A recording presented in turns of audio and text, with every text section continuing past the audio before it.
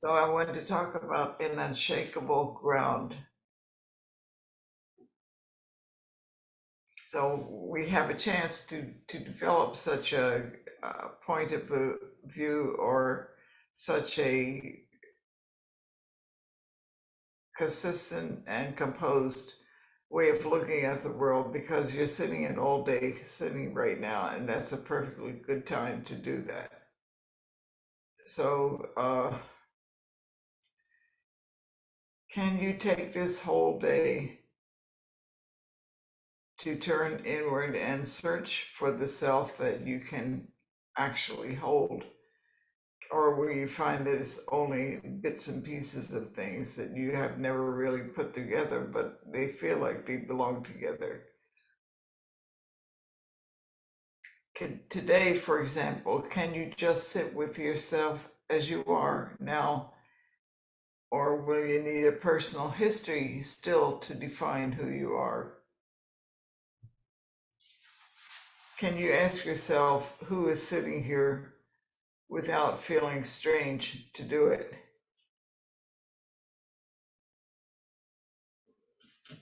So can you just sit with whatever is present and let everything go without grasping for one day?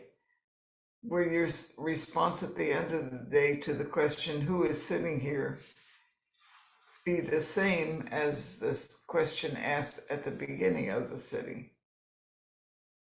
Do you like yourself enough to just be yourself as you are in the middle of the day and at the end of the day? Sitting is a really good way to establish your ground, for example, in the six perfections, like generosity, ethics, patience, endurance, meditation, and wisdom. If you pay attention, you can see yourself shift through from one to the other all day long. You can see yourself being generous about everything, to being impatient about everything, to asking yourself what is the best way to deal with your life at this point, to just sitting and doing nothing else and watching the wisdom that comes up inside you. Can you just be yourself as you are throughout the day?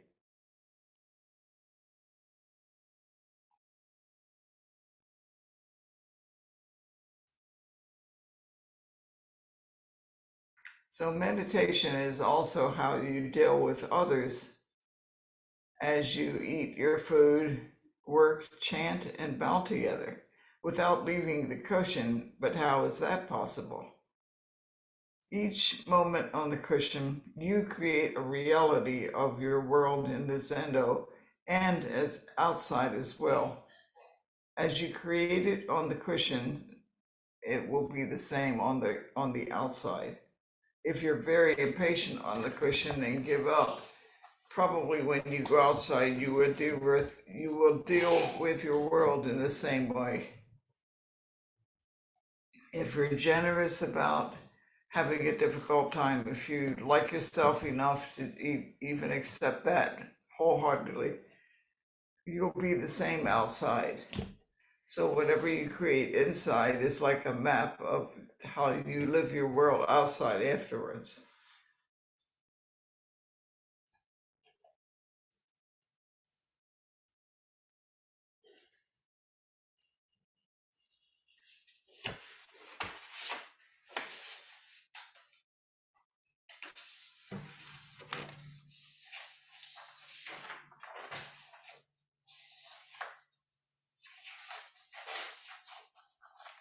For example, when you go outside, if you find that you hide yourself in dreams a lot, you'll probably do the same in the sendo as well. So every moment on the cushion, you always have a choice. Do I face this or not? Is that the world I want to live in?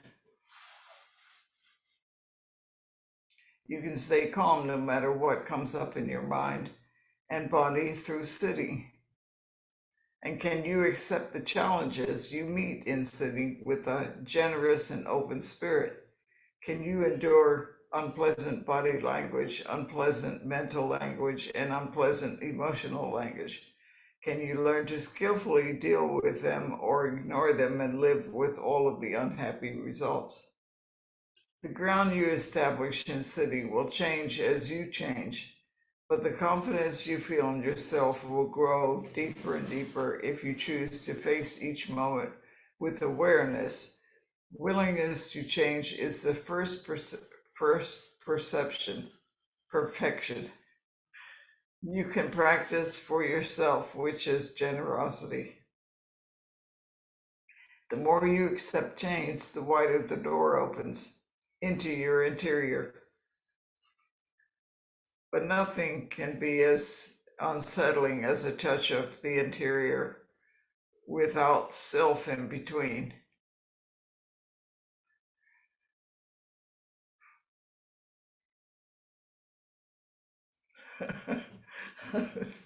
I'm sorry, but this talk, I have my microphone that's set up occasionally, and occasionally it records conversations that I'm having with somebody about dinner or anything. and and I appear to have said to somebody at this point,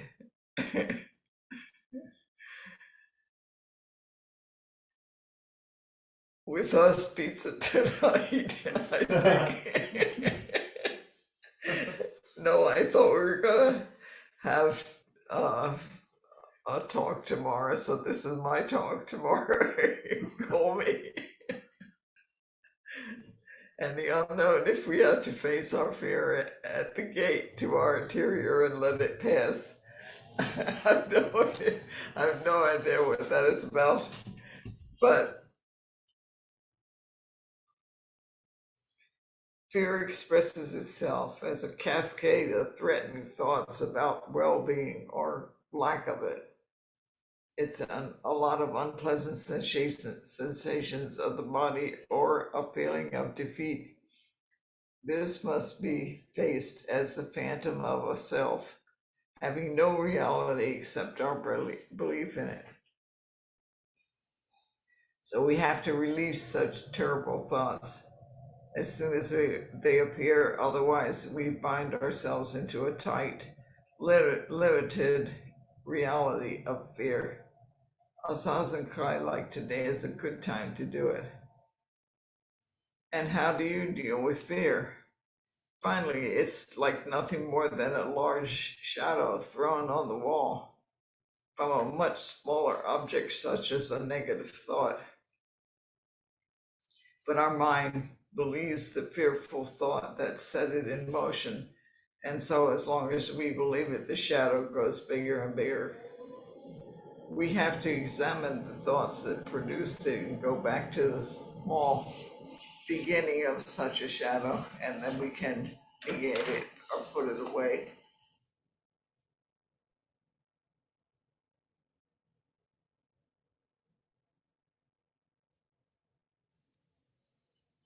And I wanted to talk a little bit about how we can develop within a sangha as being really important to us. For example, when we're sitting in meditation, you face yourself without anything in between. It's truly a very personal struggle, and no one can do it except you. Others can point out, but nobody can do it. For example, whenever our critical mind appears in daily life, we usually follow what it says and believe it. But in practice, instead of following our thoughts, we use our critical mind not to disparage, but to discover and change. We use the same tools of body, speech, and mind, which cause us so much trouble, in a more productive way. In practice, a buildup of intensity will develop slowly. and it can bring uncomfortable feelings and physical changes that we'd like to avoid. But even though we look for escapes, we need that intensity to make great leaps of understanding. And if we release it even a small amount, we let the fruits of hard work slip away. So instead of trying to escape it, instead, to keep the spirit of adventure, we ask, what am I missing here? With that attitude, we can continue our journey. Practice is like learning a new language. In this case, not just how to do meditation, but how to bring an aware mind into everyday life, or how to stay grounded in experience. Nevertheless, even though we practice, the mind continues to chatter, and our emotions keep saying, what about me? But in the spirit of practice, instead of getting lost in what about me, we ask instead, me who? In a Sangha, we learn forbearance and compassion with others, but especially learn to meet the experience of others without fear. For example, in the Zendo, we intimately meet the experiences of others. You could say that the edges of our experience intermesh with the edges of others. And we may not be aware of it, but the touch of their experience we experience as if it were our own. That's fortunate because if we were not able to experience what others do, we'd never awaken compassion. In our Sangha, emotions go through many transformations trying to understand the experiences of others. The changes help us drop off attitudes that are mistaken perceptions in general and clinging to self.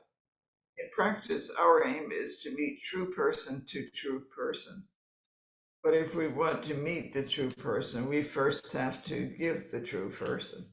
If we offer the image with all its baggage, we receive the image. But as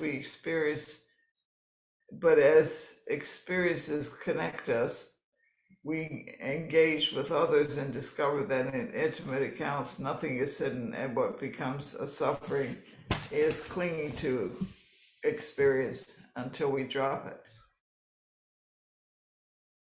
So any experience we have is fine. Good is fine. Bad is also fine. Whatever the gate is, which is others' experiences, we meet it not only with willingness, but understanding that we're in the right place at the right time. Every step into a gate is another embrace of freedom that we didn't recognize in ourselves. Within each gate, in the midst of experiences, we meet a lost part of ourselves and become one with it again. And in the process, we enrich others as we ourselves become enriched. So a pleasant experience is fine, and a difficult experience is also fine. We may wonder, how do we mix with others' experiences without increasing our own delusions? We practice skillful means until we actually learn how to do them. How do we know what is skillful and what is deluded? Skillful means depends on our focus. If the focus is on us, we become self-absorbed and spend our time grasping. When we're deluded, if the focus is away from us, we spend our time taking care of others and develop skillful means. Each time we pass through experiences without attachments, we find a little more of our own true mind. The freedom, the treasures we find in each person we meet is to become more grounded and to become ourselves as we are without fear, and to develop skillful means to work with others. So a pleasant experience is fine. A difficult experience is also fine.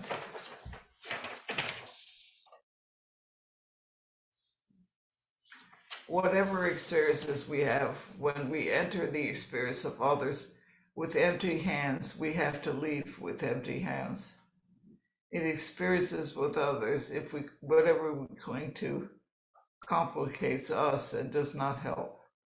If we help others as well as ourselves, we have to enter into close experience with others without clinging to anything. But in spite of our efforts, if we leave with delusions of others, we have to compost them in our own experience eventually, without being fully entangled by them. If we only want to have a pleasant, easy, and comfortable relationship with someone, we will never meet the real person. Instead, we fight relevant experiences and pursue irrelevant ones. We won't understand the connection between them, and the true needs and balances will be lopsided. We won't be able to turn our upside down world around. We must receive without attachment the experiences of others in order to awaken to the true person in ourselves. So if we meet the real person, sometimes we meet a grouch, sometimes we meet an unhappy person, sometimes we meet a don't bother me person, sometimes we meet a sorry, can't help you type person. But we meet the real person whenever we meet them without filters. And whenever we meet them that way, we'll see them in ourselves as well. If we want to experience all who enter our lives, this is the best way. If we only relate to those we have affinity for, our experience will become very narrow. We don't need the treasures of others, because our treasure is being able to wander through the experiences of others without being caught by them.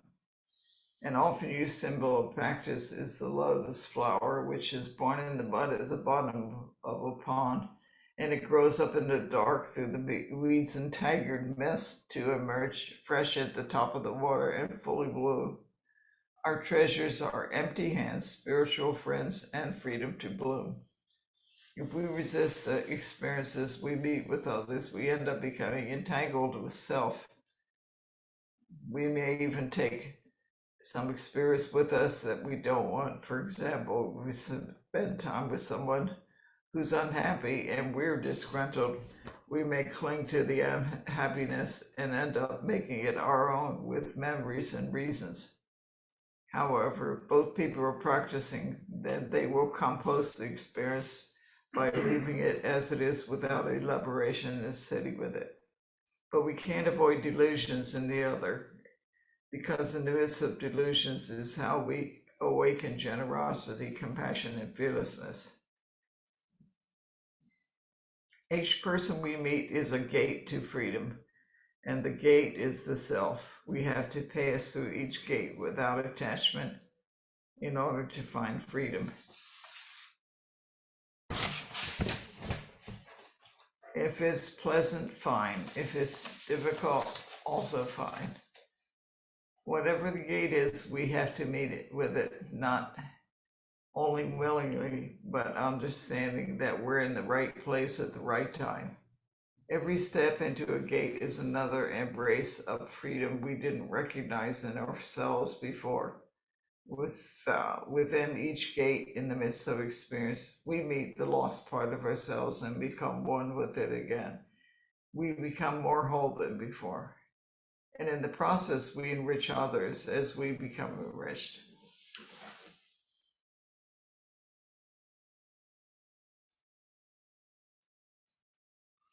So I think that's about it.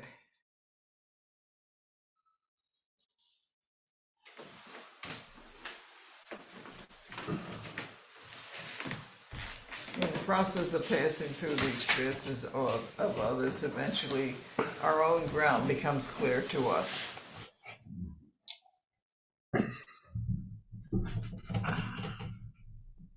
Sorry, I wish I could read this a little bit better, but it's exhausting trying to read or even talk for a long time. So if you have any questions. Please raise your hand. Chris, no, this is his light switch. Mike, Where's my- I have Oh, two questions. One is, when we are in meditation and stuff, we don't judge anything that goes through our minds. We just let it flow through. But we want to avoid getting caught up in it. You know, like you bring up the idea of fear. You know, we recognize we're scared of something, we see it, but we don't dwell on it. We don't do anything that is that kind of having a hard time putting my sentence together here, but when I'm meditating, my brain is a waterfall of thoughts, and it's Niagara Falls, and they're going all over the place and stuff like this. And do I just let it fall and just let it go through its thing and just be an observer, say, or do I try to use it to say, okay, here's something I need to deal with later on or something? That's the thing I was confused by, is that I've always thought meditation was time to analyze ourselves, but is it better just to let everything flow through and just be aware of what's flowing through at your mind while you're meditating? Yeah, what I think is that meditation is anything you choose it to be. If it works, that's good. And if it only enmeshes you in more negative emotions, it's not. So you just judge it by your experience with it. But I think you can take, if your natural inclination is to have this flowing river of thoughts, maybe you can not only study the thoughts, but you can use the thoughts to study yourself as well. In other words, if it works, good, and if it doesn't work, drop it. So I don't think finally there's any rules that says do this or do that is the right way. Eventually you find the way that works for you. So we're not trying to quiet the mind per se. We're just trying to see who we are by what flows through our mind. Finally, yes, that's the real search, is find out who is actually thinking these thoughts. Thank you.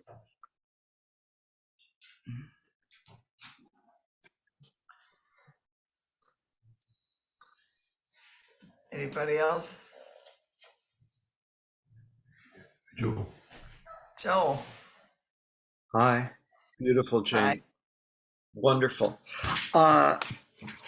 I feel a little strange now because I thought it was a wonderful talk, and I agreed with everything you said in praise of sitting all day in the zazenkai. But as I said in the email I sent yesterday, it's a very challenging time with a ton of stuff. And so I'm externally not going to really be able to do that because I have to finish proofreading my opera so that the copyists can get to it and we can have a workshop next summer. And that feels, you said the self you can actually hold. And I'm running into things like I'm trying to hold in some way some degree of sanity everything that's happening right now. And I guess it's a question kind of zazen off the cushion, like how proofreading can be zazen in some sense, how like tomorrow at the Zendo, then lunch with a Sangha member, Monday lunch with a Sangha member, Wednesday, leading a Zoom group, Thursday giving a talk, and somehow in all of this dealing with the dog who is very ill. And Sev decided that we're going to redo the kitchen and we have to see the contractor when the contractor can see us. And so that's my life right now. And one thing, it's like in one step, one breath.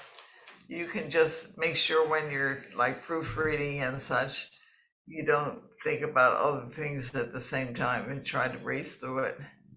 yes, Like, yeah, it's like when I was first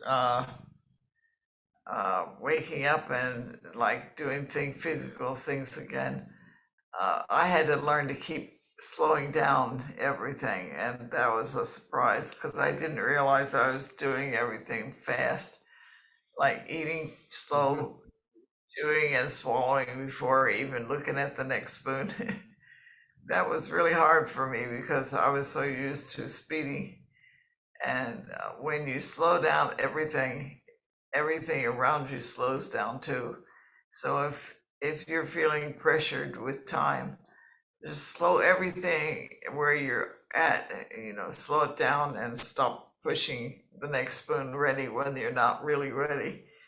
Just do proofreading and nothing else. Don't think of anything else. Don't think about time pressures. Don't think about what you have to do. Just bring your mind down to where you are. that's So great. it's what I was trying to say, when you have a negative thing about, oh, I don't know how I'm going to do it all. It's just one little thought, but it becomes an enormous shadow in your life. Yes. Well, this is great. I'm hearing proofread and just proofread. It doesn't matter what you do, finally, Right, Joel. Not exactly. But like, say this afternoon, the plan is proofreading, and if I find myself thinking, "Oh, I should be at the zazenkai," that's extra, and it's extra, and it's like you putting your finger on the wheel and speeding it up. that's speeding. Yes. Okay, Yeah. this is great because I've noticed that I speed a lot, and Yeah. it doesn't feel good. No, So it doesn't. no, so okay, thank you. So there you go. It was great. Thank you. Yeah, you have a lot of time in the day to do things if you don't spend all of your time being ahead of yourself. Yes, exactly. Yeah. Thank you. Yeah.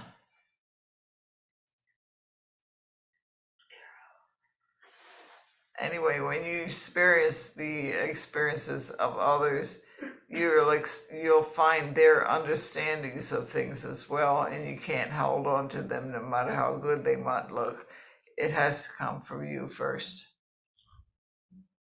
Yes.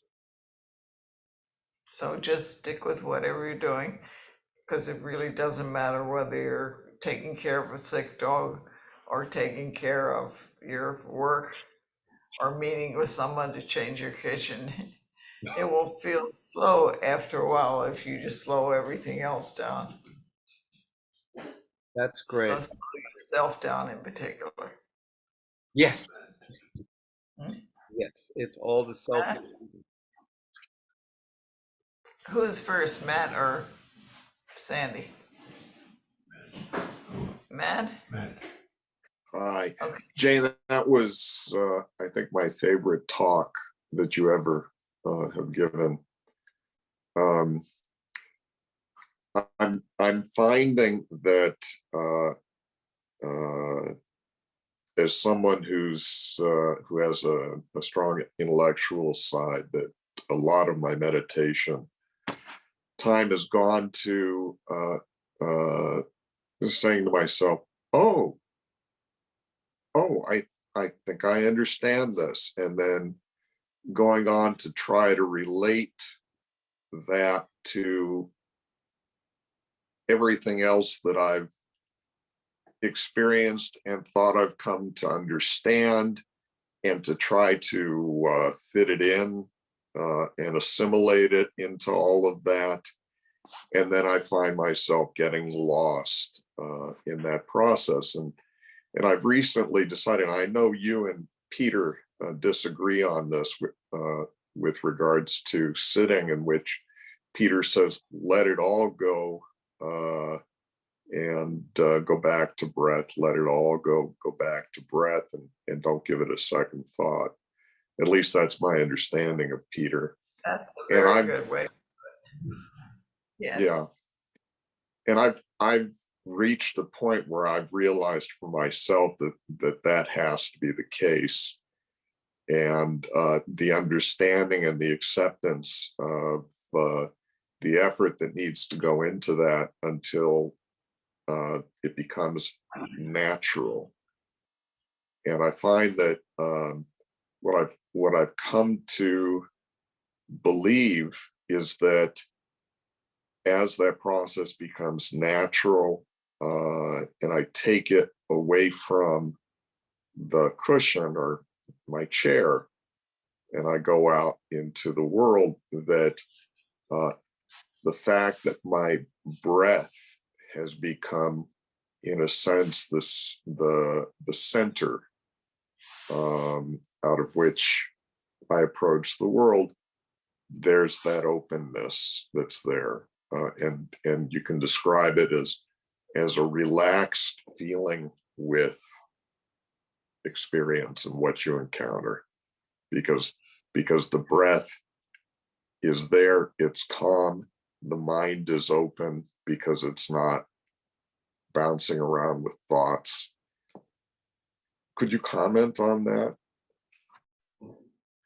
I think when you slow down, you start to naturally wonder about, why am I so speeded up? Why am I jumping around inside? And that's a real question. It's not just a kind of curious thought that came into your head. You're genuinely starting to wonder, who am I? Who is this one who is so busy? Why do I think it's me? Why do I act as if it's me? So the more you hone in on your own real identity, the more the world will slow down with you.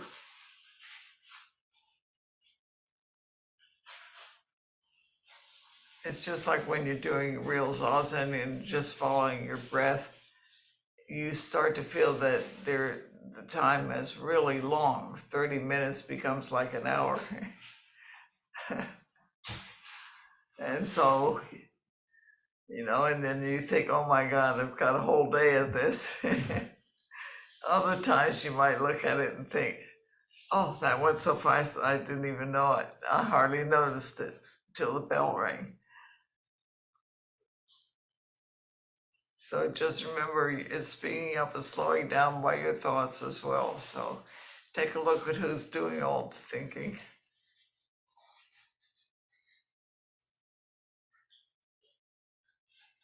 You're welcome. Sandy.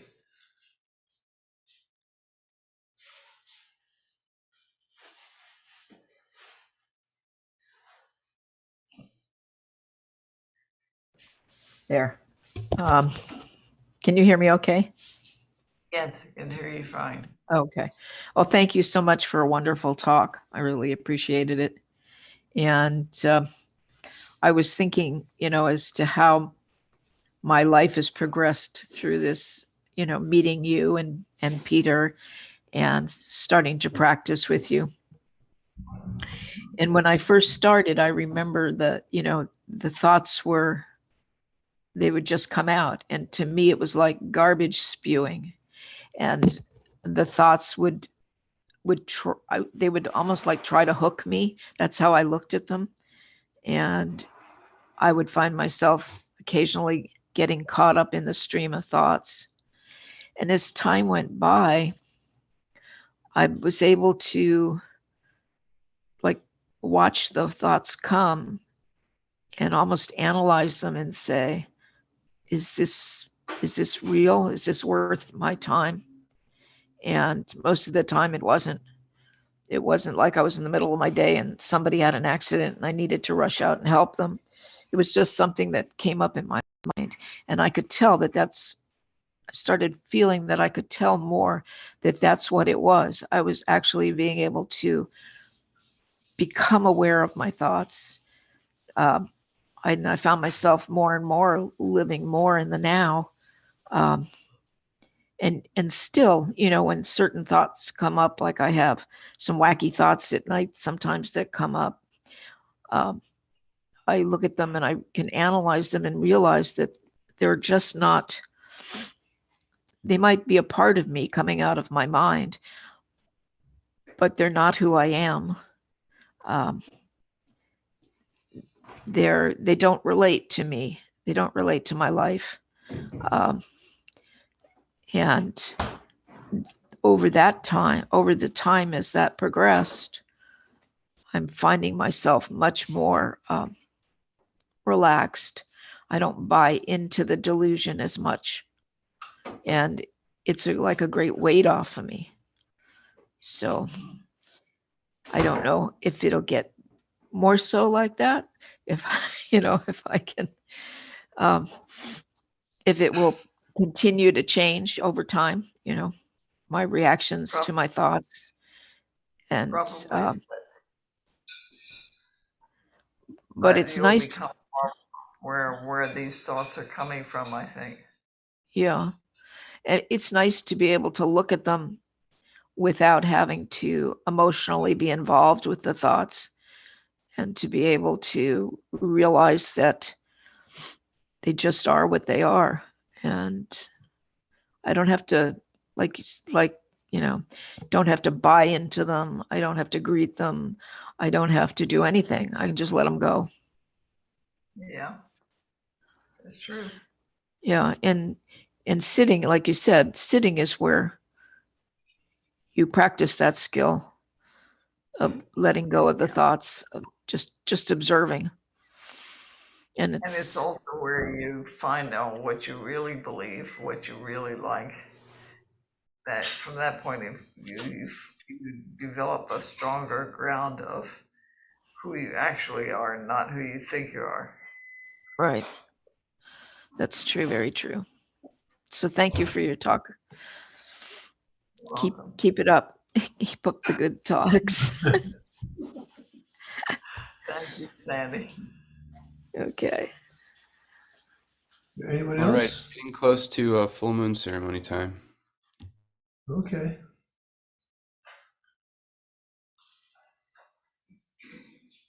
Okay, then. Thank you for listening.